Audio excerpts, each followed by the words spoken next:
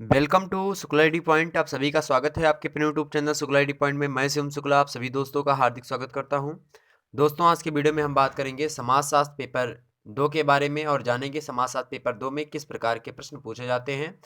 साथ ही साथ ये लेक्चर यानी चैप्टर 5वां होगा, ठीक है। और 5वें चैप्टर के अंतर्गत आज हम बात करेंगे प्रौद्योगिकी एवं सामाजिक परिवर्तन के बारे में। प्रौद्योगिकी क्या होती है, यानी टेक्नोलॉजी इसको हम बोलते हैं, और सामाजिक परिवर्तन मतलब सोशल चेंज। तो प्रौद्योगिकी यानी टेक्निकल चीज़ें जितनी बढ़ी हैं उसके हिसाब से सामाजिक परिवर्तन कैसे होता है। तो सामाजिक परिवर्तन में प्रौद्योगिकी की क्या भूमिका होती है, किस प्रकार से प्रौद्योगिकी के द्वारा समाज में परिवर्तन होता है, इस मुद्दे पर चर्चा करनी होती है इस चैप्टर के अंतर्गत, ठीक है। इससे पहले 4 लेक्चर इसके अपलोडेड हैं, साथ ही साथ इसका मॉडल पेपर भी अपलोड है। तो उन सभी मॉडल पेपर्स को देखेंगे, उसमें प्रश्न दिया होगा, तो उसमें ये सारे प्रश्न भी आपको मिलेंगे। और जब आप प्रीवियस ईयर का जब पेपर देखेंगे तो उसमें भी ये प्रश्न मिलेंगे। मैं उसको आपके सामने प्रस्तुत करूंगा, प्रीवियस ईयर जो क्वेश्चन पेपर है, ठीक है। मैं उसकी वीडियो जल्द आपके सामने लाने का प्रयास करूंगा, और तब आप लोग देखिएगा कि यहाँ से कितने प्रश्न बनने के चांसेस होते हैं और कैसे प्रश्न पूछे जाते हैं। अब यही वीडियो मैं बता रहा हूँ, इससे लगभग जो है लघुत्तरीय प्रश्न भी पूछे जाते हैं, और अति लघुत्तरीय प्रश्न भी पूछे जाते हैं, और दीर्घोत्तरीय तो पूछे ही जाएंगे। तो ध्यान रखेंगे, इससे तीनों तरह की के प्रश्न जो है, तीनों तरीके वाले प्रश्न वो आपके एग्जाम में देखने को मिल जाएंगे, ठीक है। एक आध प्रश्न तो आएगा प्रौद्योगिकी से संबंधित जो कि सामाजिक परिवर्तन में भूमिका निभाता हो, ठीक। तो ध्यान रखेंगे, इसको आप बढ़िया से पढ़िएगा, एकदम से मन लगा के पढ़िएगा। पूर्ण रूप से मैं समझाने का प्रयास करूंगा, एकदम से अपने आप की भाषा में, एकदम से जैसे देहाती भाषा बोल सकते हैं, जैसे आपको समझ में आ जाए, हमारी बातें आप तक पहुंच जाएं, उस भाषा में समझाने का प्रयास करूंगा, ठीक है। बीए द्वितीय वर्ष के लिए लेक्चर महत्वपूर्ण है। बीए द्वितीय वर्ष यानी बीए सेकंड ईयर, समाजशास्त्र यानी सोशियोलॉजी, पेपर 2 यानी पेपर 2, ठीक है। चैप्टर 5 यानी अध्याय 5। उसके बाद में इसका कंप्लीट सिलेबस इसी प्रकार से आपका होगा, ठीक है। इसलिए यहाँ पे कंप्लीट सिलेबस लिखा है। साथ ही साथ पीडीएफ कहाँ पे मिलेगी इसकी, पीडीएफ भी मैं प्रोवाइड करवाऊंगा इन सभी चैप्टर्स की। तो पीडीएफ लेनी है अगर आपको, तो पीडीएफ अगर आपको चाहिए तो आप हमारे व्हाट्सएप नंबर से पीडीएफ ले सकते हैं, या फिर मैं 3-4 दिनों के अंदर मैं टेलीग्राम का ग्रुप बना रहा हूँ। टेलीग्राम की लिंक जो है इस वीडियो के डिस्क्रिप्शन में मैं दे दूंगा, वहां से टेलीग्राम पे आप जाकर के ज्वाइन करेंगे और वहां पे आपको पीडीएफ मिल जाएगी। अभी फिलहाल के लिए जब तक टेलीग्राम ग्रुप नहीं है हमारा, तब तक आप व्हाट्सएप पे हमारे एसएमएस करिएगा 9161936062। मैं उस पर इसकी पीडीएफ यानी जो पिक्स वगैरह हैं सारी सेंड कर दूंगा, ओके। आप अच्छे तरीके से इसकी तैयारी कर सकते हो, बिल्कुल। चलिए अब आगे बढ़ते हैं। इसी बात पर वीडियो को लाइक करिए, चैनल को सब्सक्राइब करिए, वीडियो को शेयर करिए प्लीज़। आप अगर हमारे साथ हैं तो हम आपके साथ जी जान से रहेंगे। बस एक ही गुजारिश है, एक ही ख्वाहिश है आप लोगों से, बस यही कर दीजिए, बस जो है शेयर करते रहिए वीडियोस को, ठीक है, ताकि सभी स्टूडेंट्स के पास ये वीडियो पहुंचे और सभी स्टूडेंट्स ज़्यादा से ज़्यादा नंबर ला सकें। अब बिना इधर उधर की बात किए हुए मैं प्रौद्योगिकी और सामाजिक परिवर्तन के बीच में इंटर रिलेशनशिप है उसको समझाने का प्रयास करता हूँ। यानी समाज में जो परिवर्तन होता है वो प्रौद्योगिकी के कारण भी होता है, और वो कैसे होता है, इन सभी मुद्दों पर आज की वीडियो में, एक ही वीडियो के अंतर्गत चर्चा करेंगे। इसके बाद में ना प्रौद्योगिकी को आपको पढ़ना पड़ेगा, ना प्रौद्योगिकी संबंधित सामाजिक परिवर्तन जो होता है उसको आपको कहीं देखने की जरूरत है। बस इस वीडियो को देख लेंगे, वीडियो को 2 बार देखिएगा, 3 बार देखिएगा, पूर्ण रूप से समझ में आ जाएगा, एक बार में ही समझ में आ जाएगा। लेकिन अगर मैं मान रहा हूं आप मंद बुद्धि के छात्र हैं या तीव्र बुद्धि के छात्र हैं तो एक बार में ही समझ जाएगा। लेकिन मंद बुद्धि के छात्र हैं तो आपको जो है एक मतलब 2 बार देख लीजिएगा, 3 बार देख लीजिएगा। मैं आपको वो नहीं कह रहा। जब शिक्षा शास्त्र आप पढ़ते हैं तो उसमें मंद बुद्धि, तीव्र बुद्धि, सामान्य बुद्धि, ये 3 प्रकार के बालक होते हैं।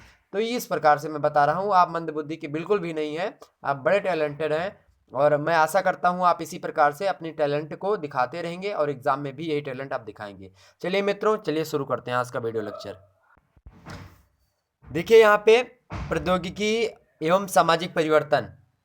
प्रौद्योगिकी या प्रौद्योगिकीय कारक और सामाजिक परिवर्तन के बीच में गहरा संबंध होता है। गहरा मतलब एकदम से मधुरम संबंध होता है, क्योंकि प्रौद्योगिकी के कारण से समाज में बहुत अधिक परिवर्तन हुआ है, ठीक। वर्तमान में विभिन्न समाजों में तेजी से होने वाला परिवर्तन का मूल कारण क्या है? नवीन प्रविधियों, नवीन आविष्कारों तथा उत्पादन के नए नए तरीकों का विकास हो जाना। जैसे आप देखते हैं, पहले आप हल से जोतते थे, बैल साथ खेत जोतता था, लेकिन अब ट्रैक्टर का विकास हो गया, हैरो, कल्टीवेटर, रोटावेटर जैसे इतने सारे जो है यंत्र आ गए जिसके माध्यम से हम खेत की अच्छी तरीके से जुताई कर सकते हैं। पहले गुड़ाई होती थी और लोग परेशान होते थे, लेकिन आज कैसा है, सब यंत्रीकरण ने ले लिया। अब यंत्रीकरण क्यों हुआ? क्योंकि प्रौद्योगिकी का विकास हुआ। जब इलेक्ट्रॉनिक चीजें बढ़ी तभी तकनीकी का विकास हुआ। तकनीकी के विकास के साथ ही साथ ये तमाम सारे यंत्रों का उपयोग हुआ, तमाम सारे यंत्र बने, उसका उपयोग हम करने लगे तो समाज में परिवर्तन आ गया। इसी प्रकार से हर एक समाज में पहले देखते थे कि जो है पहले लोग वैसी हवा लिया करते थे, जो है पेड़ पौधे की हवा लेते थे, बाग में जाते थे, दोपहर में आराम से लेटते थे, वहीं पे आम वगैरह गिरा गिरा करते थे, गर्मी में खाते थे। लेकिन अब क्या है, पंखे के नीचे वो लेटे हैं या फिर एसी में ही है, तो समाज में परिवर्तन हो गया। लोग एक दूसरे से बात नहीं करना चाहते, व्हाट्सएप पे एसएमएस करके सारी अपनी फीलिंग्स शेयर करते हैं। व्हाट्सएप पे फीलिंग तो पता ही नहीं चलती कब फीलिंग जा रही कब आ रही है, ठीक है। कहीं इधर से जो है गुस्सा में बोल रहे हैं, उधर मजाक लग रहा है, फिर इधर मजाक में बोला उधर गुस्सा हो गया कोई। तो ये सारे मुद्दे होते हैं। तो अब तकनीकी का विकास होगा, तकनीकी का विकास के साथ साथ क्या हो गया, जब तकनीकी का विकास होगा तो समाज में मूलभूत परिवर्तन आएगा जरूर है। आज देखते हैं, पहले लोग आपस में चर्चा परिचर्चा करते थे, लेकिन आज गूगल पे सर्च कर लेते हैं। जैसे कोई बात जो न समझ में आए आप गूगल करते हैं, पहले दूसरे बड़े बुजुर्गों से पूछ लेते थे आप, ठीक है। या पहले चर्चा परिचर्चा लोग करते थे एक साथ बैठ करके गांव वगैरह में या फिर शहरों में भी। लेकिन अब आजकल किसी को टाइम नहीं, सब फोन में लगे हुए हैं और सारी बातें हो रही। तो ये क्या, वो समाज में एक परिवर्तन ही है तो है। तो इसी कारण से हुआ है, नए नए तरीकों का विकास हुआ, जिसके कारण से लोगों के मानसिकता में, लोगों के तार्किकता में, लोगों की बौद्धिकता में भी परिवर्तन हुआ, ठीक। स्वयं मैकाइबर और पेज बड़े ही अच्छे समाजशास्त्री और बड़े ही पहुंचे हुए समाजशास्त्री हैं।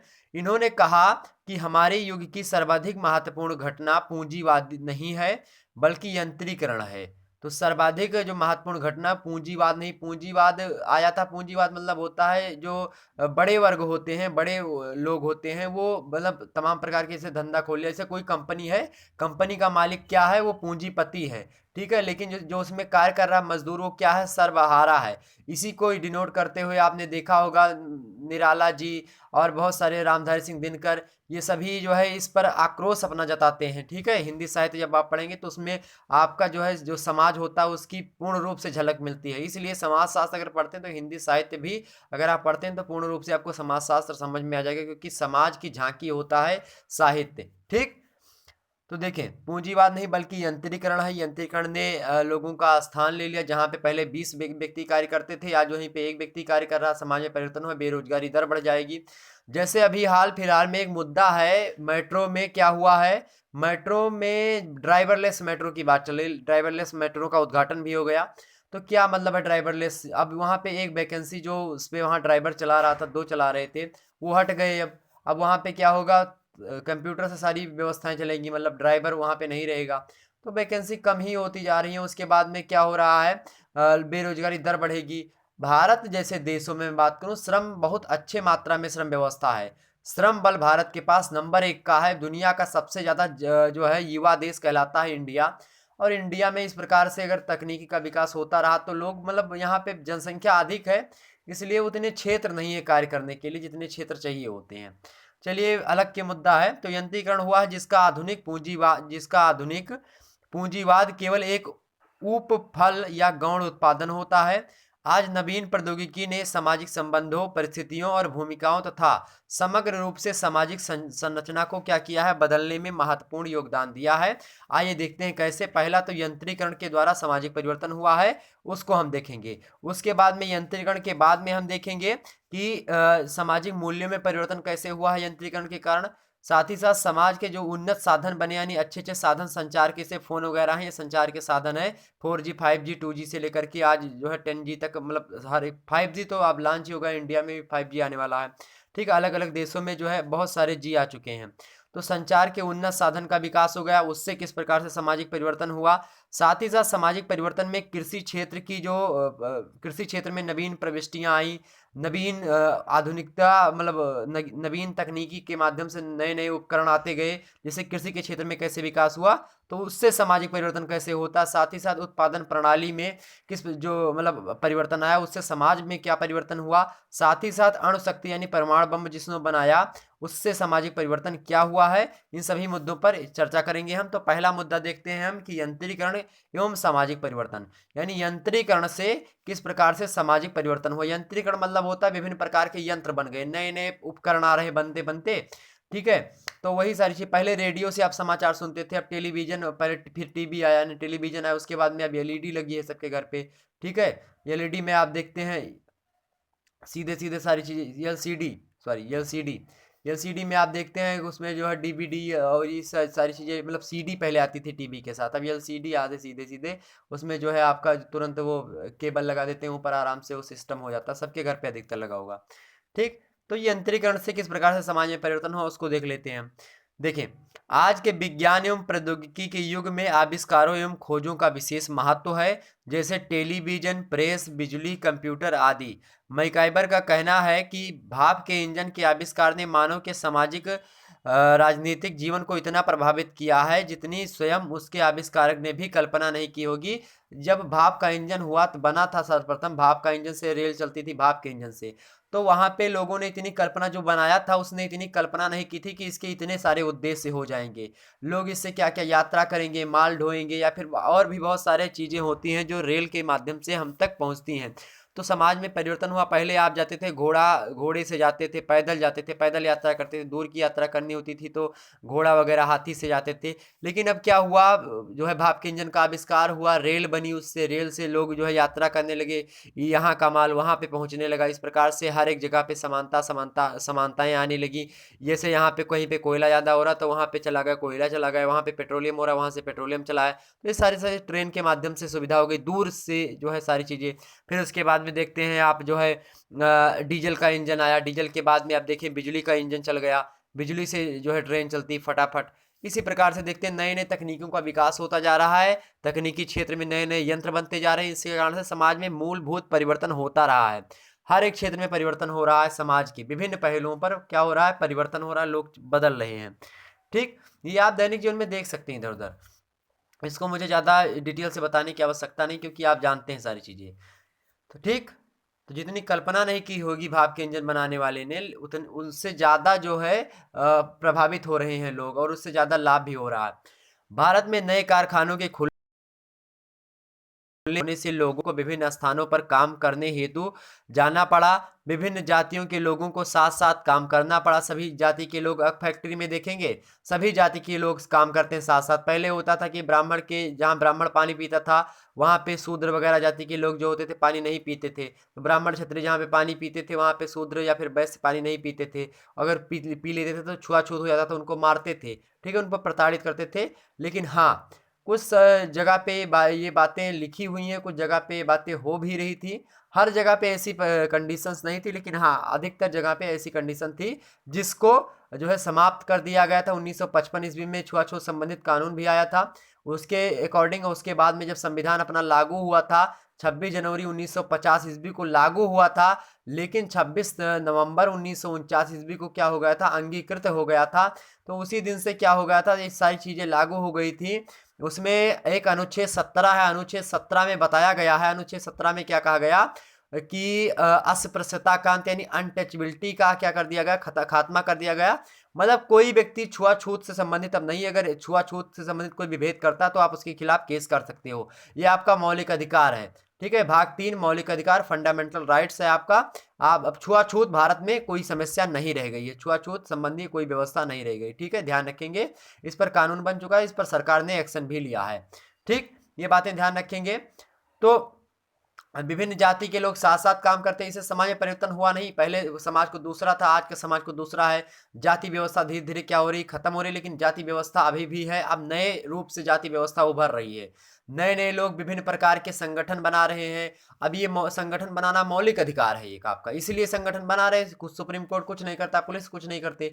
आप विभिन्न संगठन देखेंगे, हर एक धर्म में हर एक जाति के संगठन देखेंगे, जो है ब्राह्मण को लेकर के तमाम सारे संगठन है, क्षत्रिय को लेकर के और शूद्रों को लेकर के, हर एक लोग जो है अपना अपना संगठन बना रहे हैं, जातिवाद को पूर्ण रूप से बढ़ावा दे रहे हैं।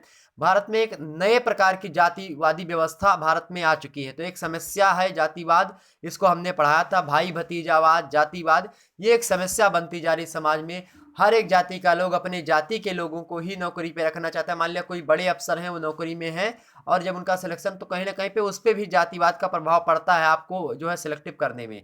ठीक है, आरक्षण व्यवस्था है जिससे जातिवाद को बढ़ावा भी मिल रहा है इस समय आरक्षणवाद से। तो बहुत सारे मुद्दे हैं जिससे जातिवाद को बढ़ावा मिल रहा है, और जातिवाद एक चरम स्तर पर इस समय भारत में एक जटिल समस्या बन करके हमारे सामने उभर कर आई है। ठीक, तो जातिवाद से संबंधित मुझे लगता है कानून बना देना चाहिए, जैसा कि यूपी सरकार ने बहुत अच्छा काम किया है। जी अगर कोई भी व्यक्ति अपनी गाड़ी पर, मोटरसाइकिल या फिर कार पर नंबर प्लेट पर क्या लिखेगा, जातिवादी शब्द लिखेगा, जैसे ब्राह्मण, क्षत्रिय, शूद्र, वैश्य, यादव, इस प्रकार से कोई भी अगर जाति लिखेगा उस पर, जहाँ पे नंबर लिखना चाहिए, और या फिर अपने गाड़ी में अगर इस प्रकार के कोई शब्द मिलेंगे कि जो जातिवाद को बढ़ावा देते हैं, तो तुरंत गाड़ी सीज हो जाएगी और उस पर जुर्माना लगेगा, प्लस में जेल भी होगी। ठीक, तो इतनी व्यवस्थाएं कर दी गई योगी सरकार ने। मैं धन्यवाद देता हूँ योगी सरकार को। ठीक है, बहुत बढ़िया किया आपने। साथ ही साथ अब धर्म से संबंधित अगर कोई मतलब जय बजरंग बली लिखा है और नंबर पे लिखा है तो उसके खिलाफ एक्शन होगा।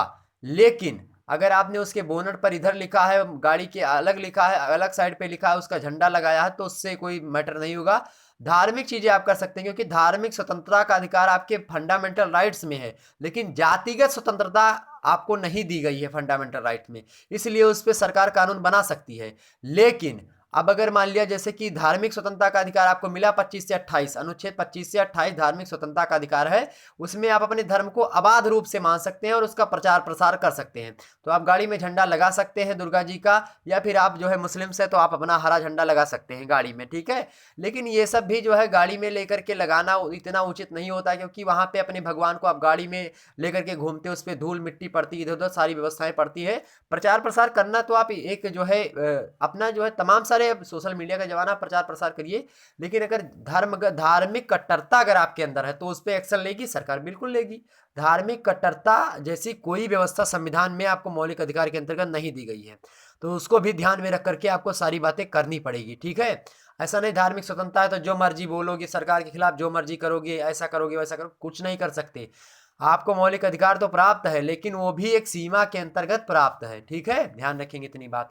चलिए, ये मुद्दा था, मुद्दा तो हमने बता दिया आपको, मुद्दा आ गया तो चलिए इससे जाति प्रथा एवं संयुक्त प्रणाली का विघटन हुआ, छूआछूत कम हुई है, वर्ग व्यवस्था पनपी तथा स्त्रियों में स्वतंत्रता की वृद्धि हुई। पहले स्त्रियों को हीन भावना से लोग देते थे, स्त्रियों को भोग की वस्तु समझते थे, यानी सेक्स की वस्तु समझते थे कि केवल सेक्स किया स्त्रियों के साथ, बाकी कुछ उससे संबंध नहीं रखना है। उसके क्या मूलभूत अवधारणाएं हैं, उसकी क्या रिक्वायर्ड होती है, कोई स्त्री है वो क्या चाहती है यार, मतलब उसको क्या क्या चीजें रिक्वायर्ड होती हैं, क्या वो चाहती है, कहीं पे घूमना चाहती है, उसको घर में लेकर जाकर के कैद कर दो, बस जो है यौन संबंधी इच्छाओं की पूर्ति कर लो, बस वही समझा जाता था पहले। लेकिन आज क्या हुआ, भौतिकवादी समाज बढ़ा, स्त्रियां आगे आई, स्त्रियों को नए नए चीजें दी गई, स्त्रियों के लिए संविधान में बाकायदा से अनुच्छेद रखे गए, उनको बढ़ावा दिया गया, स्त्री शिक्षा को बढ़ावा दिया गया, स्त्रियों के लिए फीस को नील रखा गया अधिकतर स्थानों पे। जैसे आप एसएससी वगैरह का जब एग्जाम भरने जाते हैं तो जो लड़कियां होती हैं उनका नील होता है, एससी एसटी इन सभी का क्या होता है, नील होता है, कोई एक भी फीस। तो स्त्रियां आजकल देखते हैं, अब कहते नहीं एक जो है धर्म में भी नर नारी एक समान के नारे भी लगने लगे हैं, नर नारी एक समान के नारे भी लगने लगते हैं, देखे हैं समाज में। ठीक, तो इससे भी समाज में परिवर्तन होता है। तो हर एक क्षेत्र में क्या हो रहा है, परिवर्तन हो रहा है, किसके कारण से, तकनीकी की व्यवस्था के कारण से, यंत्रीकरण के कारण से, विभिन्न सारे यंत्र बने, फोन वगैरह बने, इससे क्या हो रहा है, लोग एक दूसरे से जुड़ रहे हैं, एक दूसरे के मनोभावों को समझ रहे हैं।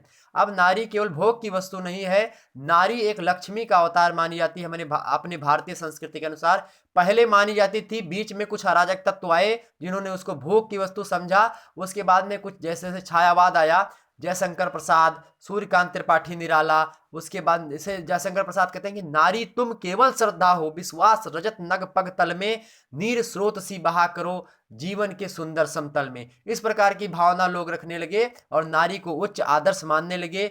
नारी का आदर्श जो है, बहुत सारे नारी भी आई, रानी लक्ष्मीबाई, दुर्गा जी को भी आदर्श बहुत सारी नारियां मानती हैं। इसी प्रकार से जो है बहुत सारी जो है नारियां आई जिन्होंने अच्छे अच्छे कर्तव्य दिखाए, सरोजिनी नायडू हो गई, ठीक है, एनी बेसेंट हो गई, बहुत सारी महिलाएं आई जिन्होंने समाज को एक नई रीति, नई कुरीति से वंचित करवाया। ठीक है, जो कुरीतियां थी उनको हटाया, सती प्रथा को बैन करवाया। हर एक क्षेत्र में नारी के प्रति लोग कानून मतलब लोग जो है सहानुभूति रखने लगे, नारी को अपना अर्धांगिनी समझने लगे, जैसे प्राचीन काल में समझते थे लोग। मध्यकाल में थोड़ा स्थिति गड़बड़ हुई, लेकिन उसके बाद में फिर स्थिति सही हो गई। रीतिकाल जब तक आते थे, आपको देखा होगा रीतिकाल में क्या होता था, नारी को भोग की वस्तु समझते थे हम लोग। ठीक है, हम लोग नहीं समझते थे, लोग समझते थे, उस समय के लोग समझते थे। ठीक है, प्रताड़ित करते थे एक, इसीलिए जो है महिला सशक्तिकरण कानून भी बनाया गया। ये सारे मुद्दे हैं, आप इसमें इंक्लूड कर सकते हैं।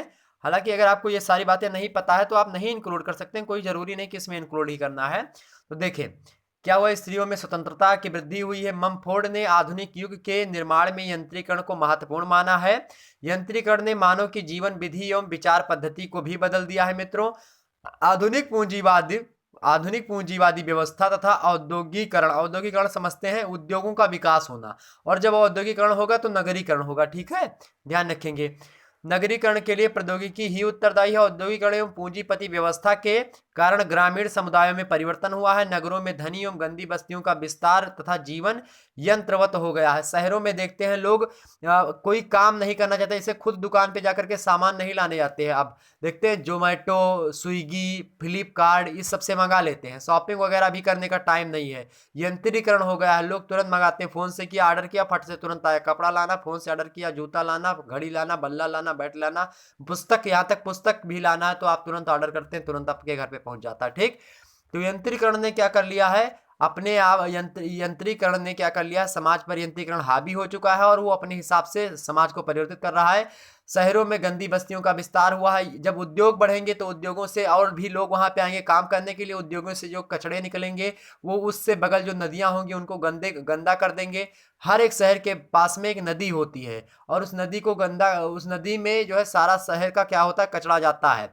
ठीक है, अगर उस शहर में उद्योग है तो उद्योगों का भी कचरा उसी नदी में ठोंक देते हैं हम लोग। जैसे यमुना नदी दिल्ली में देख लीजिए, वहां पे क्या होती है, वर्षा होती है, कैसी आयली वर्षा यानी अम्लीय वर्षा होती है वहां पे। अम्लीय वर्षा सल्फर डाइऑक्साइड के कारण से होती है। क्यों होती है, क्योंकि यमुना नदी क्या है, बहुत ज्यादा हो गई है, मतलब गंदी हो गई है। ठीक है, वहां पे वहां के वातावरण में क्या हो, सल्फर डाइऑक्साइड की अधिकता है। जब पानी ऊपर से नीचे आता है तो वहां पे पानी की बूंदे ये SO2 से क्रिया कर लेती हैं, सल्फर डाइऑक्साइड से क्रिया कर लेती हैं, इसलिए अम्लीय वर्षा वहां पे होती है। मथुरा साइड में आप देखेंगे। ठीक है, तो ये सब प्रदूषण की समस्या है, इस पर भी मैं चर्चा करूंगा। आगे बढ़ते हैं। तो जहाँ पे औद्योगिकरण होगा वहाँ पे नगरीकरण होगा, नगरीकरण होगा वहाँ पे पूंजीपति लोग अधिक रहेंगे, वहाँ पे गंदी बस्तियाँ होगी, लोग घनी आबादी वहाँ के मतलब घनी आबादी में रहेंगे, ग्रामीण लोग जो है शहरों में जाएंगे। इससे क्या होगा, परिवर्तन होगा मूलभूत। ठीक, सामाजिक संबंधों में औपचारिकता पनपी पनपी है। औपचारिकता मतलब ज्यादा संबंध नहीं रह गया। पहले अनौपचारिक संबंध रहते थे, मतलब कानूनी रूप से नहीं रहते थे, लेकिन अब कानूनी रूप से संबंध सब रहने लगे। औपचारिक मतलब कानूनी रूप से, अनौपचारिक मतलब सामाजिक रूप से। ठीक है, तो अनौपचारिक और सामाजिक, सॉरी, अनौपचारिक और औपचारिक। तो औपचारिकता भी अब जो है जिसको हम बोलते हैं कुल मिलाकर के एक प्रकार से क्या बोलते हैं, अंग्रेजी में एक शब्द है जिसको बोलते हैं दिखावा करना। ठीक है, इस प्रकार से संबंध भी अब ज्यादा मधुरतम नहीं रह गए। जो पहले संबंध होते थे बड़े ही मधुरम्य होते थे। ठीक, औपचारिकता पनपी है, अपराधों में वृद्धि हुई है, श्रम विभाजन एवं विशेषीकरण बढ़ा है। पहले श्रम व्यवस्था वर्ण व्यवस्था पर आधारित थी, लेकिन अब श्रम व्यवस्था वर्ण व्यवस्था को बिल्कुल खारिज कर चुकी है। अब देखते हैं, पहले वर्ण व्यवस्था थी, ब्राह्मणो मुखामासीद बाहुरजन्यकृता उरुतस्य वैश्याः पादाभ्याम शूद्रो अजायतः। इस सिद्धांत पर पूरा का पूरा वर्ण व्यवस्था चलती थी। लेकिन आज के भौतिकवादी समाज ने वर्ण व्यवस्था को मतलब खात्मा कर रखा है। वर्ण व्यवस्था समाप्त सी होती जा रही है। वर्ण व्यवस्था में क्या होता था, 4 वर्ण में जो है पूरी जो है सृष्टि बटी हुई थी। एक जो है विराट पुरुष के मुखमंडल से कौन निकला, ब्राह्मण निकले, उनके भुजाओं से क्षत्रिय निकले, उनके उदर से कौन निकले, जंघा से कौन निकले, तो उनके जंघा से या फिर उधर से पेट के माध्यम से इधर से वैश्य निकले, और उनके पैरों से कौन निकले, शूद्र निकले। ठीक है, तो इस पर होता था कि जो ब्राह्मण होता था वो अध्ययन अध्यापन ये सारी चीजें करता था, क्षत्रिय होता था वो अध्ययन करता था, साथ ही शिकार खेलता था और रक्षा करता था सभी की। वैश्य होता था वो पेट पालने के लिए जो बनिया वगैरह आज करते हैं, दुकान उकान खोल के, और ये सारी पूंजीपति वर्ग जो होते हैं ये सारे बनिक का काम करते थे, बनिया थे। और शूद्र वगैरह जो करते थे खेतों में काम करते थे, खेतों में काम करने के बाद में इन तीनों की सेवा करते थे। सेवा करने का मतलब पैर नहीं दबाना था कि पैर दबाते थे, सेवा करने का मतलब खेती वगैरह करते थे। ठीक है, वही भी सेवा है। सेवा कई भी प्रकार से की जा सकती है। अब सेवा का मतलब ये नहीं कि पैर दबाना ही होता है सेवा करना। ठीक, ध्यान रखेंगे। तो श्रम विभाजन में बहुत सारी चीजें हो गई। अब जो है नाई जो है वो नाई की दुकान तो खोल ही रहा है, बगल में कोई दूसरे जाति का लोग है वो भी नाई की दुकान खोल रहा है। अब जाति व्यवस्था के हिसाब से श्रम व्यवस्था ना तो वर्ण व्यवस्था के हिसाब से रह गई, ना जाति व्यवस्था के आधार पर। हर जाति के लोग हर एक धंधा हर एक बिजनेस कर रहे हैं। ठीक है, इससे श्रम विभाजन में क्या हुआ है, विशेषीकरण बढ़ा है। श्रम विभाजन क्या हुआ है, जो है इधर उधर हो गया है। आगे देखते हैं, यंत्रीकरण के परिणाम स्वरूप अनेक सामाजिक परिवर्तन हुए हैं। मनुष्य ने मशीनों के साथ अनुकूलन करने का प्रयत्न किया है और इस प्रयत्न के फलस्वरूप जीवन के विभिन्न क्षेत्रों में कई प्रकार के परिवर्तन आए हैं मित्रों। सभी प्रकार का विशेषीकरण बढ़ा है। ठीक है, काम करने का समय निश्चित हुआ है कि इतने समय में इतना काम हो जाना चाहिए। जीवन में सामान्य सुख में वृद्धि हुई है। अब सामान्य सुख जानते हैं, एसी लगी है, पंखा चल रहा है। पहले लोग जो है हाथ का जो उसको बेना बोलते हैं, बेना, हाथ जो हैंड फैन, जिसको अंग्रेजी में हैंड फैन बोलेंगे, तो हाथ से लोग करते थे। अब पंखा चला लेते हैं, हैंड जो है छोटा टेबल फैन आ गया, बैटरी फैन आ गया, बहुत सारे फैन आ गए, उसको चला लिया। सुख सुविधा से जो है लैस हैं पूर्ण रूप से लोग। ठीक है, आरओ का पानी पी रहे हैं। पहले पानी जो है नल का पीते थे, पहले नल भी नहीं था, उसके बाद में लोग कुएं का पानी पीते थे। कुआं भी जब नहीं था तो तालाब में पानी पीते थे, तालाब भी नहीं था तो नदियों का पानी जा करके लोग पीते थे। इसीलिए पहले की बस्तियां नदियों के किनारे बसती थी। इसलिए हम समाजशास्त्र में रेखीय ग्राम और जो है रेखीय ग्राम, वृत्तीय ग्राम, ठीक है, दीर्घ वृत्तीय ग्राम, इन सभी ग्रामों के बारे में पढ़े थे फर्स्ट ईयर के सेकंड पेपर में समाजशास्त्र में। ठीक, अब दूसरा हम देखते हैं, नहीं अभी यहाँ तक रहन सहन। तो समय निश्चित हुआ, जीवन में समान सुख में वृद्धि हुई है, रहन सहन का स्तर ऊंचा उठा है, प्रतिस्पर्धा बढ़ी है लोगों में, पुराने ढंग से काम या उत्पादन करने के तरीकों का महत्व जो है घटा है, साथ ही जटिल प्रकार के आर्थिक संबंध बने हैं और राजनीतिक नियंत्रण बढ़े हैं। राजनीति ज़्यादा नियंत्रण कर रही समाज पर, सामाजिक नियंत्रण अब नहीं रह गया।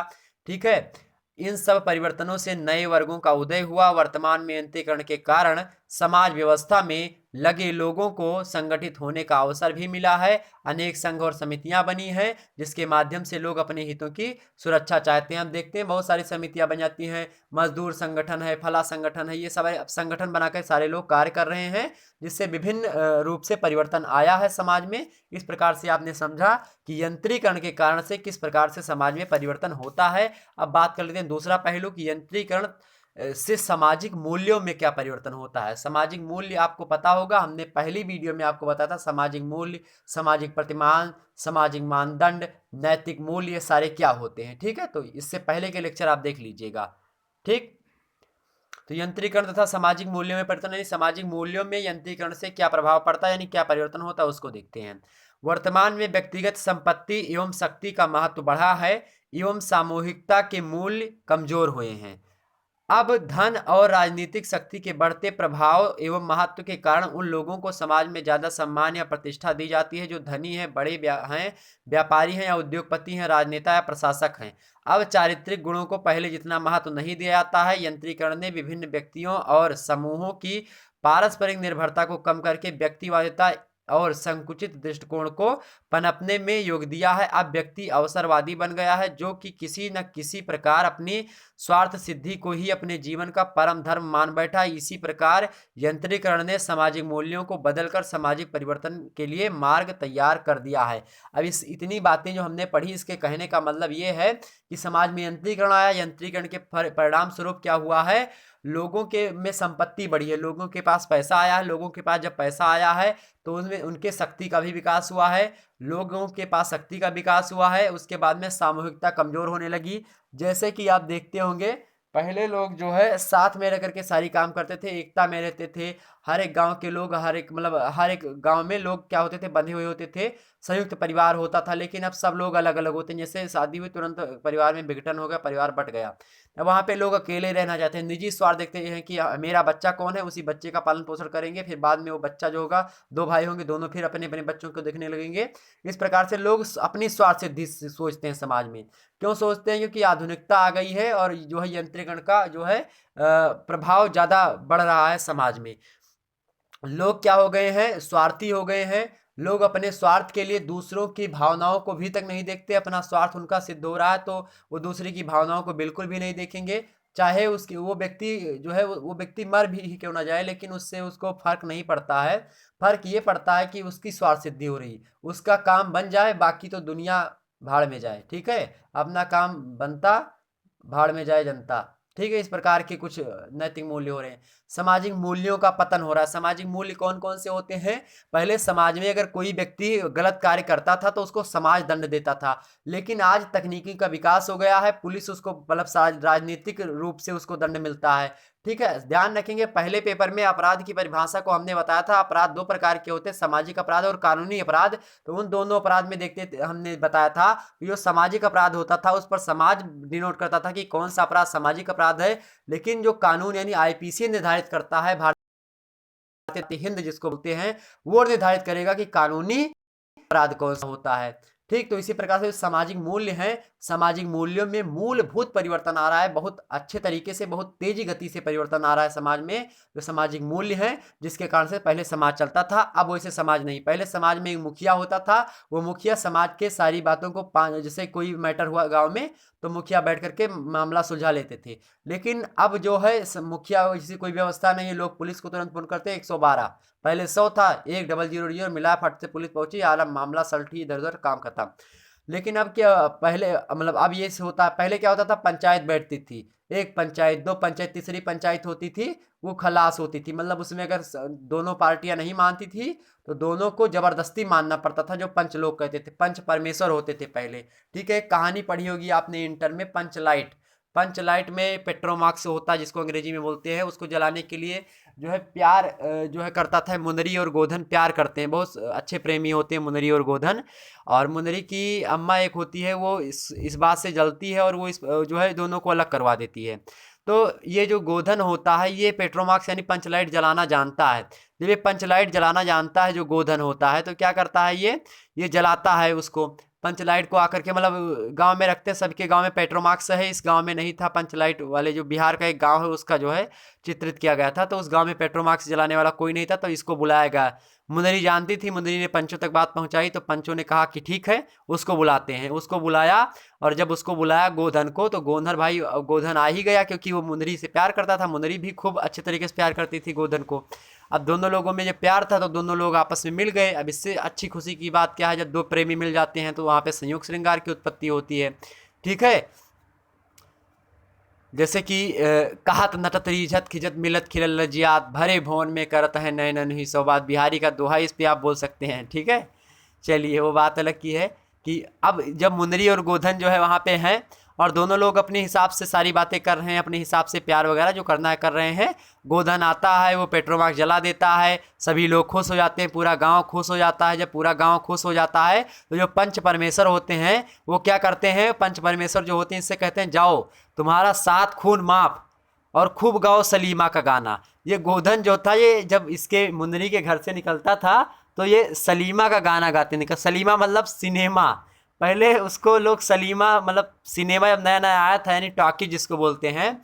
ठीक है, पिक्चर हॉल, तो जब जो फिल्म का जो घर होता है जहाँ पे आप पिक्चर देखने जाते हैं टॉकीज़, तो उसको पहले सिनेमा कहा था, सिनेमा घर, आज टॉकीज़ कहते हैं, आप पॉपकॉर्न वहाँ पे जा करके बैठ के खाते हैं।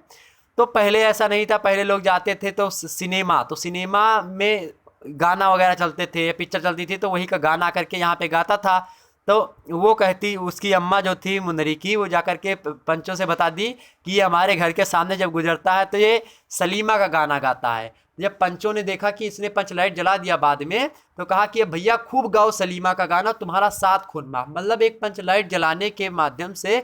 और पंच लाइट की पूजा भी की लोगों ने, कि पंच लाइट कोई देवी देवता है, उनकी पूजा की, उसके बाद में उनको जलाया और जब जली तो 7 खून माफ कर दिया। इनका मतलब राजा समझ लिया, राजा का 7 खून माफ होता था पहले, अब जो है गोधन का भी क्या हो गया, 7 खून माफ हो गया। तो पंच परमेश्वर पहले सारी बातें करते थे, लेकिन अब क्या हो गया, अब जो है पुलिस आती है, अपना जो है सारी व्यवस्था जो होती है करके निकल जाती है, काम खत्म। ठीक, तो यही होता है इस सामाजिक मूल्यों में, इस प्रकार से परिवर्तन हुआ। ठीक, आगे थोड़ा बढ़ते हैं। तीसरा मुद्दा देखें, संचार, संचार के उन्नत साधन, उन्नत मतलब जो संचार की नई नई विधियां आ रही हैं। पहले नोकिया 1100 आता था, नोकिया 1200, 1120, इस प्रकार से फ़ोन आते थे छोटे कीपैड वाले, जिसको अगर यस लिखना होता था तो PQR यस, जब 8 को 4-5 बार दबाते थे तो यस लिख जाता था, मतलब इस प्रकार से होता था। बड़ी ही जो है मार्मिकता के साथ सारी बातें होती थी, मार्मिकता मतलब ये होता है कि ये बहुत कठिन होता था आपको करने में, मार्मिकता वो दूसरा है, लेकिन आपको कठिन होता था लिखने में आपको। अब धीरे धीरे क्या हुआ, नोकिया के बाद में नए नए फ़ोन आते गए, मल्टीमीडिया सेट आते गए, मल्टीमीडिया के बाद में क्या हुआ जो है अब स्क्रीन टच फ़ोन आते गए, स्क्रीन टच के बाद में क्या हुआ है अब जो है बहुत सारे ऐसे ऐसे फ़ोन आ गए हैं जो कि आपके वॉइस से पे कार्य करते हैं। पहले फिंगरप्रिंट नहीं होते थे, पीछे फिंगरप्रिंट दे रखा है, फेस लॉक वगैरह देते हैं, मतलब बहुत सारी तकनीकी का विकास। पहले 2G था, 3G आया, 4G आया, 5G लॉन्च होने जा रहा है भारत में। इस प्रकार से तकनीकी का जो है विकास बहुत अधिक मात्रा में हो गया। ठीक, तो तकनीकी के विकास ने क्या किया है, संचार के साधनों को बढ़ाया, संचार के साधन बढ़े हैं, उससे समाज में कैसा परिवर्तन हुआ उसको देख लेते हैं। संचार के नवीन उन्नत साधनों ने, जो कि एक प्रभावशाली प्रौद्योगिकी कारक होता है संचार के साधन, संचार के साधन में यही सब होता सारी बातें, ठीक, कारक हैं के विकास ने अनेक जटिल सामाजिक परिवर्तनों को जन्म दिया है। संचार की अनेक प्रविधियां हैं जिनमें तार, टेलीफोन, रेडियो, टेलीविजन आदि प्रमुख हैं। पहले लोग चिट्ठी भेजते थे, आज क्या करते हैं, आज चिट्ठी नहीं भेजते हैं, डाकघर का अब अधिकतर कोई मतलब नहीं हुई, कॉलोनी वगैरह आती है तो डाकघर में जाते हैं, या फिर पेंशन मंगवाना हुआ तो डाकघर में जाते हैं, आधार कार्ड में संशोधन हुआ तो डाकघर में जाते हैं, बाकी तो डाकघर में अब काम खत्म है। चिट्ठी कहाँ किसी की आती है, तो चिट्ठी ना कोई संदेश जाने वो कौन सा देश जहाँ तुम चले गए।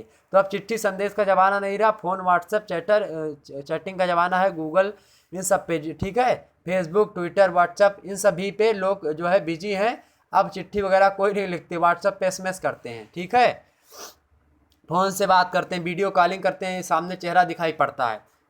तो ये सारी व्यवस्थाएं हो गई, संचार की विधियां आई जिससे सामाजिक परिवर्तन को जन्म दिया है। संचार की अनेक प्रविधियां हैं जिनमें तार, टेलीफोन, रेडियो, टेलीविजन आदि प्रमुख हैं। जब तक व्यक्ति के बीच संचार नहीं होगा सामाजिक संबंधों की स्थापना संभव नहीं है। जब एक दूसरे के बीच में पहले चिट्ठी के माध्यम से होता था, डाकिया ले जाता था चिट्ठी, ठीक है। एक आप कहानी देखेंगे, कहानी एक है जो है संवादिया कहानी, संवादिया कहानी जब आप पढ़ेंगे, संवादिया कहानी में बड़ी ही मार्मिक दशा होती है, बड़ी बहुरिया छोटे बहुरिया होती है। वो संवादिया जो होते थे पहले, हर एक राजघराने में क्या होते थे, एक संवादिया होते थे, संदेश भेजने वाले, ठीक है। जब उस कहानी को पढ़ेंगे तो ये बातें समझ में आ जाएंगी कि चिट्ठी वगैरह कैसे जाती थी, ठीक है। चिट्ठी में इमोशन नहीं होता था, संवादिया जो तो होता था वही इमोशन बनाता था कि किसने ऐसा कहा है, इसी प्रकार से बोला है, वहाँ पे रो रो करके वो बताता था संवादिया, ठीक। तो क्या होता था, पहले चिट्ठी चलती थी, अब चिट्ठी वगैरह नहीं है, अब तुरंत आप भेज सकते हैं एसएमएस, वही सारी चीज़ें हैं। तो संबंध इससे बनते थे पहले, तो उसमें जो था उतनी मार्मिकता नहीं आती थी। अब संबंध है, जैसे फ़ोन कर लिया तो आपको बताना है सारी बातें, तो आप फीलिंग रो के बता सकते हैं, हंस के बता सकते हैं, अपनी फीलिंग शेयर कर सकते हैं। तो संबंधों में क्या आ रही, मधुरता आ रही, रोज रोज सुबह आप गुड मॉर्निंग, गुड नाइट जो है इस प्रकार के इसमें भेजते हैं, संबंधों में मधुरता आ रही है। और जब भी समाज में मधुरता होगी, समाज के संबंधों में मधुरता होगी, तभी समाज विकसित होगा। ध्यान रखेंगे, समाज जो होता है सामाजिक संबंधों का जाल होता है, समाज सामाजिक संबंधों का जाल होता है। और जब सामाजिक संबंधों का समाज जाल होता है, अगर संबंधों में मधुरता रहेगी तभी वो जाल सक्सेस होगा, तभी समाज की हम कल्पना कर सकते हैं, अन्यथा समाज संभव नहीं है, that is impossible in society. Okay, चलिए आगे हम बढ़ते हैं और बात करते हैं थोड़ा और मुद्दे पर। तो संबंधों को प्रभावित किया है, रेडियो और टेलीविजन ने परिवार के सदस्यों को साथ बैठकर अवकाश का समय बिताने को प्रेरित किया है। जैसे टीवी वगैरह देखते हैं आप घर में, तो लोग साथ में बैठ करके लोग टीवी देखते हैं, या फिर टॉकीज वगैरह हैं, पिक्चर हॉल हैं, ठीक है, वहाँ पे जब आप जाते हैं वीकेंड मनाने, वीकेंड का मतलब होता है शनिवार और रविवार की पिक्चर देखने आते हैं अपने फैमिली के साथ। तो फैमिली के साथ में आते हैं लोग, कितने भी बिजी होते हैं, लेकिन एक दिन छुट्टी होती है लोगों की, लोग अपने परिवार के साथ रहते हैं। अभी तो कोरोना में सबकी छुट्टी ही छुट्टी थी, सभी लोग अपने परिवार के साथ बैठे थे, वो भी गए होंगे, इसमें जनसंख्या भी बहुत ज़्यादा बढ़ी है, ठीक। चलिए आगे बढ़ते हैं। तो क्या हुआ है, तो अवकाश का समय बिताते हैं लोग अपने घर पे, संचार के साधनों के जो सारी चीज़ें हुई है उससे, ठीक है। इससे सदस्यों को अपने मनोरंजन के लिए इधर उधर भटकना नहीं पड़ता है, जो है मनोरंजन सबके साथ ही है। जैसे हाथ में मोबाइल है, मोबाइल सर्च किया तो बहुत सारे यूट्यूब पे चैनल है, कोई मस्ती वाला चैनल है, कोई फनी वाला है, कोई जो है किसी को रोस्ट करता है, कोई किसी को फला करता है, कोई कुछ करता है, पढ़ाई करनी है तो पढ़ाई भी चैनल है, हर एक प्रकार के चैनल यूट्यूब पे अवेलेबल हैं, ठीक है। तो हर एक प्रकार से आप मनोरंजन के साधन उपलब्ध हैं, मूवी वगैरह यूट्यूब पे भी आपको मिल जाती हैं, आप वहीं पे से भी देख सकते हैं सारी चीज़ें, ठीक। तो क्या हो रहा है, मनोरंजन के लिए आपको इधर उधर नहीं जाना पड़ता है, आप अपने जो है रूम में पड़े पड़े आराम से मनोरंजन कर सकते हैं। साथ ही उनके पारिवारिक संबंधों में दृढ़ता आती, मधुरता आती, परिवार में संगठन हो जाता है। अब इन उन्नत साधनों के फलस्वरूप स्थानीय दूरी कम हुई है। मतलब आप दिल्ली में बैठे हैं और कोई व्यक्ति जो है अयोध्या में बैठा है, अयोध्या से फ़ोन किया, दिल्ली में बात हो जाती है। कोई व्यक्ति विदेश में बैठा है, फ़ोन किया, पहुंच जाती है। पहले क्या होता था, अगर आप गोंडा से या फिर अयोध्या से दिल्ली में फ़ोन करते थे, यानी यूपी से दिल्ली में फ़ोन करते थे, तो रोमिंग लगती थी। रोमिंग वगैरह सब खत्म हो गई अब, ठीक है। जीरो उरो नहीं लगाना है, पहले जीरो लगाना पड़ता था दिल्ली में फ़ोन करने के लिए, अब जीरो नहीं लगाना है, सीधे फ़ोन करिए। पूरे इंडिया में कहीं पे भी फ़ोन करना हो आप निधड़क कर सकते हैं, ठीक। चलिए, फलस्वरूप स्थानीय दूरी कम हुई है। साथ ही ग्रामीण और नगरीय जीवन में भेद कुछ कम हुआ है। किसके कारण से? संचार के साधनों के कारण से। आगे देखते हैं, सामाजिक परिवर्तन और कृषि क्षेत्र में नवीन प्रविष्टियां। कृषि के क्षेत्र में नए नए चीज़ें आई। इसे जो है 1967-68 के बाद में क्या हुआ है, हरित क्रांति आई, नए नए बीजों का विकास हुआ, नई नई तकनीकों का विकास हुआ। जिससे कृषि के क्षेत्र में जब विकास हुआ तो उससे समाज में कैसा परिवर्तन पड़ा, उसको देख लेते हैं। कृषि क्षेत्र में नवीन प्रविधियों का प्रयोग एक ऐसा प्रौद्योगिकी कारक है जिसने जीवन में अनेक परिवर्तन लाने में योगदान दिया है। पशुओं की नस्ल हो, पशुओं की विभिन्न नस्लें आ गई, सीमन वगैरह देखते हैं आपकी, देसी गाय को जो है जर्सी गाय का बच्चा है, फिर जो है विदेशी गाय का बच्चा हो रहा है, ठीक है। जो अमेरिका का सांड है वहाँ से सीमन वहाँ से निकाल के लाते हैं और उस पर रिसर्च करते हैं और वहाँ पे ला करके जो ज़्यादा दूध देती है वैसी नस्ल का प्रयोग हम करते हैं, ठीक है। तो पशुओं की नस्ल, उर्वरकों का प्रयोग आप देखते हैं, नए नए जो है जिंक वगैरह आती है, जैसे मोनो जिंक हो गई, यूरिया आ गई, उसके बाद में तमाम सारे फर्टिलाइजर वगैरह का प्रयोग करते हैं जिससे खेतों में वो खेतों की उर्वरक क्षमता बढ़ती है। बीजों की किस्म नई नई प्रकार की आती हैं, 64-44 हो, चाहे धान की चाहे और भी सारी चीज़ें, मक्का की तमाम सारी बीज आती हैं।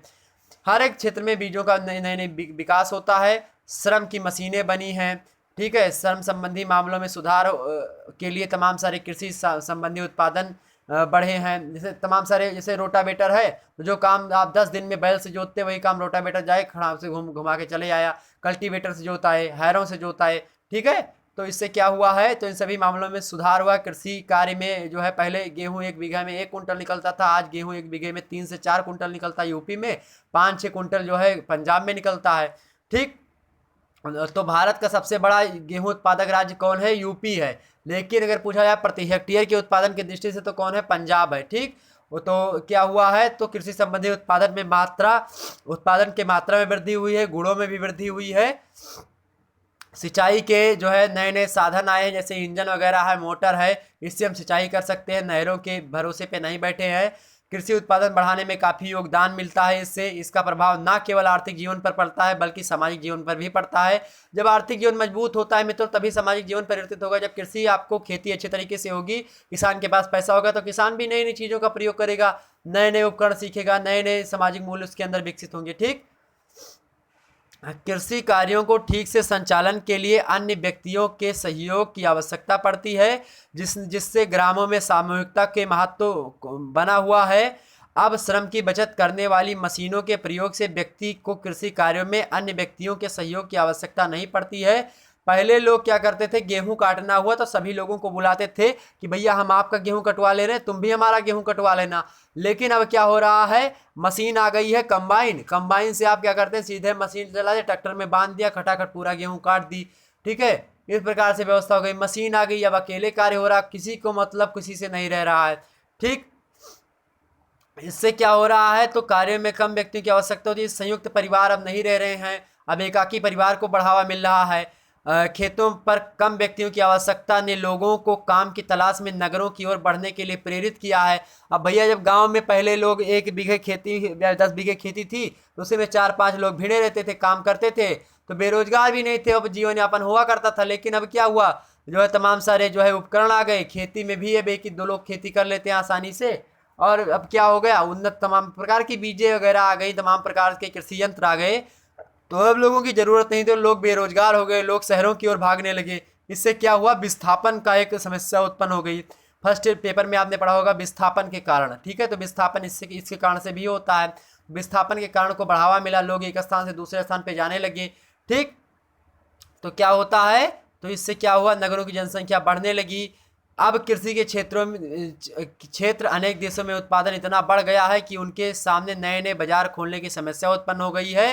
कृषि के क्षेत्र में प्रयोग में लाई जाने वाली प्रविधियों ने, यानी जो प्रकार की जो प्रक्रिया होती है, यानी जो विधियां यानी नियम कायदे होते हैं, ने सामाजिक संबंधी लोगों के दृष्टिकोण और मनोवृत्तियों को क्या किया है, काफी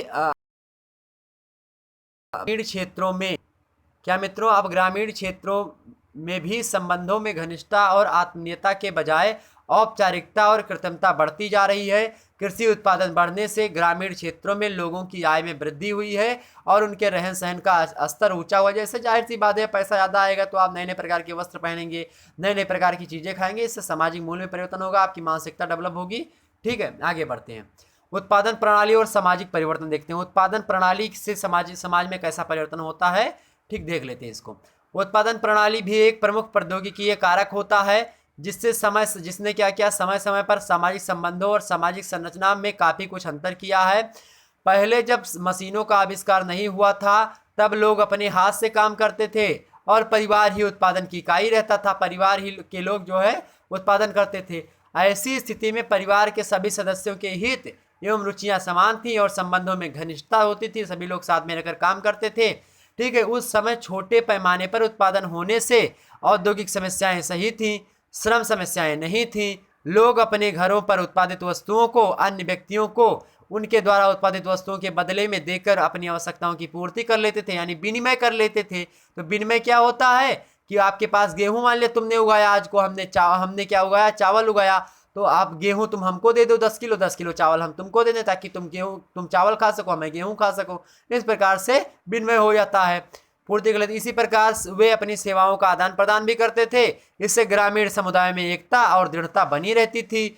लेकिन अब क्या हुआ, उत्पादन प्रणाली बदल गई है। वर्तमान में नगरीय क्षेत्रों में बड़े पैमाने पर फैक्ट्रियां लग चुकी हैं, फैक्ट्रियों में मशीनों की सहायता से उत्पादन होने लगा है। अब हाथ से काम करने वाले लोगों का महत्व कम हो गया है, मशीनों और उनको चलाने वाले प्रशिक्षित व्यक्तियों का महत्व बढ़ गया है। श्रम विभाजन और बड़े बड़े व्यापारिक संस्थानों की स्थापना हो गई है। प्रतिस्पर्धा मतलब कंपटीशन और प्रचार यानी एडवर्टाइजमेंट का महत्व बढ़ा है। आज देखते हैं हर एक घरों पे आप देखते होंगे एडिंग के जो होते हैं प्रचार आपके सिलेबस में है। प्रचार जो होगा मैं आपको बताऊंगा प्रचार क्या होता है। ठीक है, प्रचार के बारे में आपसे प्रश्न पूछा जाता है, प्रचार क्या होता है, प्रचार से किस प्रकार से सामाजिक परिवर्तन होता है, ये भी आपको जानना पड़ेगा, क्योंकि प्रचार जो होता है एक महत्वपूर्ण भूमिका निभाता है। हर एक चीज़ लोग अब प्रचार कर रहे हैं, प्रचार के माध्यम से ही हमको कुछ इनकम होती है। जैसे कि जब हमारे वीडियो पे एक मैं उदाहरण बताऊं, जब हमारे वीडियो पे ऐड आते हैं शुरुआत में या फिर ऐड आते हैं तो क्या होता है, उसी से हमें थोड़ा बहुत इनकम हो जाती है। ठीक है, तो आप लगभग जो है जब 15 से 16 लेक्चर, 15वां या 11वां या 15वां लेक्चर पढ़ेंगे तो उसमें मैं प्रचार की भूमिका बताऊंगा। जैसे आप हमारी जब वीडियो देखते हैं तो उसमें जब प्रचार आता है तो उसी के हमें थोड़े बहुत पैसे मिल जाते हैं। ठीक है, थोड़े बहुत पैसे मिलते हैं, उससे ज़्यादा पैसे नहीं मिल पाते क्योंकि ज़्यादा चैनल जो है ग्रो नहीं हो पा रहा है। तो आप लोगों की सहयोग चाहिए, बस आप लोग इसको ज़्यादा से ज़्यादा शेयर करेंगे प्लीज़, तो हमारी भी कुछ इनकम बढ़ेगी, ताकि हम लोग आपके लिए बड़ी ज़्यादा से ज़्यादा मेहनत कर सकेंगे, अच्छी से अच्छा कंटेंट देंगे, अच्छी से किताबें खरीदेंगे आपके पैसे से, जो आपके पैसे मिलेंगे उससे मैं उससे किताबें खरीदूंगा और अच्छे से अच्छा आपको कंटेंट देने का प्रयास करूंगा। ठीक है, तो इस प्रकार से जो ऐड आते हैं वो ऐड क्या होते हैं, उसका महत्व बड़ा है। हर एक कंपनी के लोग यूट्यूब पे ऐड देते हैं, हर एक वेबसाइट पे ऐड देते हैं, टीवी पर ऐड होते हैं। जो टीवी आप घर में देखते हैं, टीवी पे देखते हैं सीरियल वगैरह, सीरियल में प्रचार आता है, फेयर एंड लवली का प्रचार आ गया, फिर हर चीज़ का प्रचार आता नहीं है कि मिलते हैं छोटे से ब्रेक के बाद। न्यूज़ चैनलों को पैसा यहीं से मिलता है, जिनकी टीआरपी ज़्यादा होती है वहाँ पे प्रचार ज़्यादा आते हैं, जहाँ पे प्रचार ज़्यादा आएंगे वहाँ पे पैसे बहुत ज़्यादा मिलेंगे। ठीक, चलिए आगे बढ़ते हैं। अगला देखिए मित्रों, अगला है आपका, तो हमने क्या बताया, प्रतिस्पर्धा और प्रचार का महत्व बढ़ा है। उत्पादन की नवीन प्रणालियों ने सामाजिक, आर्थिक, राजनीतिक और यहाँ तक कि सांस्कृतिक जीवन तक को भी अपना कुछ मतलब बहुत सारा बदल दिया है। इस नई प्रणाली से विभिन्न सामाजिक संस्थाओं, जैसे सामाजिक संस्था कौन कौन सी हैं, संस्था के बारे में हमने बीए फर्स्ट ईयर में आपको समझा रखा। संस्था, सामाजिक संस्था होती विवाह, परिवार एवं जाति, इन सभी को मूल रूप से बदल कर रख दिया है। तो जो उद्योगीकरण है यानी नागरिकीकरण है, और उसके बाद में नागरिकीकरण बोले औद्योगिकरण हुआ है, जो उत्पादन प्रणाली में नए नए प्रकार के शोध हुए हैं, उत्पादन प्रणाली में वृद्धि हुई है, इससे क्या हुआ है, इससे सामाजिक संस्थाओं में परिवर्तन हुआ है, विवाह के क्षेत्र में तमाम प्रकार के परिवर्तन हुए हैं। ठीक है, एक समय था जब पहले क्या होता था, स्वयंवर होता था, स्वयंवर में वरमाला जो है हो जाता था, काम खत्म हो जाता था। बीच में क्या हुआ, कुछ जो हम लोग जब छोटे छोटे थे तो जयमाल की व्यवस्था नहीं थी, लोग क्या करते थे, वैसे शादी हो जाती थी वैवाहिक संस्कार के अनुसार जो हिंदू संस्कार में लिखा हुआ है। पहले जब स्वयंवर होता था, जो कन्या होती थी वर को चुनती थी। अब क्या हो रहा है, अब क्या हो रहा है, जब आप देखते हैं अब जो है पहले जयमाल होता है, जयमाल में क्या होता है, वर कन्या को डालता है जयमाला, कन्या वर को डालती जयमाला। अब वही पुरानी परंपरा फिर ले लिए। तो इस प्रकार से परिवर्तन हो रहा है समाज में। तो ये परिवर्तन का कारक कौन है, नई नई विधियां हैं। ठीक है, तो चलिए, तो इससे क्या हुआ है, विवाह, परिवार और जाति आदि को अनेक रूपों में प्रभावित किया है और सामाजिक परिवर्तन की गति को तेज किया है। आगे बढ़ते हम छठवां देख लेते हैं, अणु शक्ति पर नियंत्रण एवं सामाजिक परिवर्तन। अणु शक्ति यानी परमाणु शक्ति, इस पर नियंत्रण से किस प्रकार से समाज में परिवर्तन हुआ उसको देख लेते हैं। मानव के उद्देश्यों, मित्रों, मानव के उद्देश्यों अथवा विभिन्न आवश्यकताओं की पूर्ति में अणु शक्ति का प्रयोग एक युग परिवर्तक खोज है। आधुनिक विज्ञान की अन्य खोजों के समान अणु शक्ति का प्रयोग भी रचनात्मक एवं विनाशक के लिए किया जा सकता है। एक तो अणु शक्ति से आप बिजली उत्पादन कर सकते हैं, साथ ही साथ और भी उसके उत्पादन, उससे चीज़ें बना सकते हैं, आप तकनीकी के क्षेत्र में विकास कर सकते हैं, अपने देश की रक्षा कर सकते हैं। साथ ही साथ वो विनाशक भी है, कहीं ना कहीं पे वो विस्फोट भी करता है। जैसे भोपाल गैस त्रासदी आपको याद होगा, जापान में न्यूक्लियर हो गया था, वो ब्लास्ट कर गया था जापान में। ठीक है, साथ ही साथ जापान तो वैसे भी इससे सब्जी से मारा रहता है हमेशा। ठीक है, उसका जो विद्युत उत्पादन करता है जल से, उसमें जो है आग लग गई थी, उसमें भी विस्फोट हो गया था। ठीक, तो इससे क्या है, विनाशक भी होता है, रचनात्मक भी है और विनाशक भी है।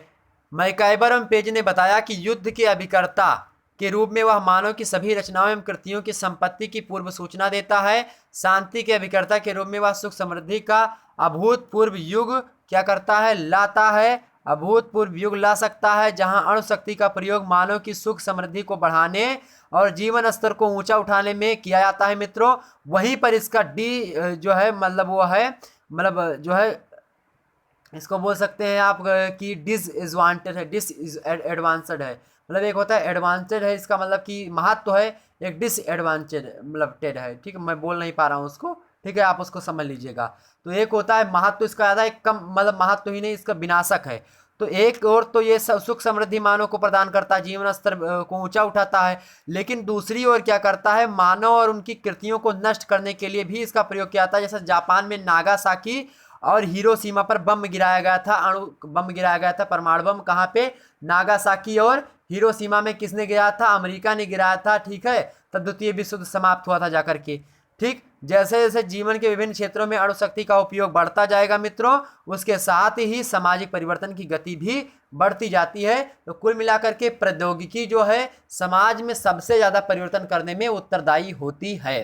तो फिर मिलेंगे मित्रों, इस प्रकार से फिर मिलेंगे हम अगली वीडियो में इसके लेक्चर यानी चैप्टर 6 के साथ। और चैप्टर 6 में हम बात करेंगे सामाजिक परिवर्तन के आर्थिक कारक क्या होते हैं। तो सामाजिक परिवर्तन में आर्थिक रूप से किस प्रकार की भूमिका होती है, अर्थतंत्र यानी उपभोग की प्रकृति किस प्रकार से है, उत्पादन का स्वरूप कैसे है, वितरण की व्यवस्था कैसे है, आर्थिक नीतियों से क्या प्रभाव पड़ता है समाज में, औद्योगिकरण से क्या प्रभाव पड़ता है, श्रम विभाजन से क्या प्रभाव पड़ता है, आर्थिक प्रतिस्पर्धा से क्या प्रभाव पड़ता है समाज में, और सामाजिक परिवर्तन कैसे होता है। ये सारे पहलू आर्थिक कारक होते हैं। किससे, तो सामाजिक परिवर्तन से संबंधित आर्थिक कारक हैं जिससे समाज में परिवर्तन होता है। तो कुल मिलाकर के आपको बस यही सारी चीज़ें पढ़नी होती हैं। ये आर्थिक कारक, मतलब कि जो आर्थिक कारक, सामाजिक कारक, राजनीतिक कारक, इस प्रकार से सांस्कृतिक कारक और प्रौद्योगिकी से किस प्रकार से समाज में परिवर्तन हो रहा, तो यही सारी चीज़ें होती हैं समाज में परिवर्तन होने के। जैसा कि आपके पेपर का ही नाम है सामाजिक परिवर्तन और सामाजिक कंट्रोल। ठीक है, तो social control and social change. ठीक है, सामाजिक कंट्रोल एंड सामाजिक परिवर्तन। ठीक, तो आप सामाजिक परिवर्तन पहले देख लेंगे कैसे होता है, उसके बाद में सामाजिक कंट्रोल हम देखेंगे उसके बाद। ठीक है, तो इसके बाद लेक्चर 6 आएगा आपको। तब तक के लिए आप धन्यवाद, और इस वीडियो को लाइक करिए, चैनल को सब्सक्राइब करिए ताकि लेक्चर 6 आपसे मिस ना हो। इसी प्रकार से पूरा का पूरा सिलेबस आपका कंप्लीट होगा। ध्यान रखेंगे, इसकी PDF की व्यवस्था मैं जल्द ही आपके लिए व्यवस्था करूँगा। ठीक।